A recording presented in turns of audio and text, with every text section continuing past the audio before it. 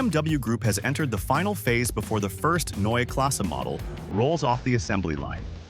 Series production of the new BMW iX3 will get underway in late October at the BMW Group Plant in Debrecen, Hungary, as the newest, most innovative manufacturing facility in the company's global production network officially begins work.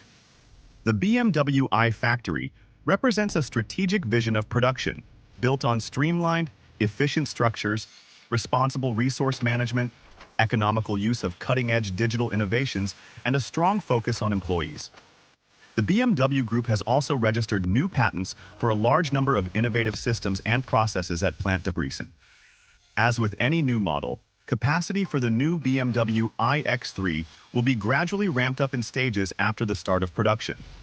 Spearheading the arrival of the Neue Klasse, the iX3 showcases the latest design and technology innovations that will define the brand's entire model range in the future.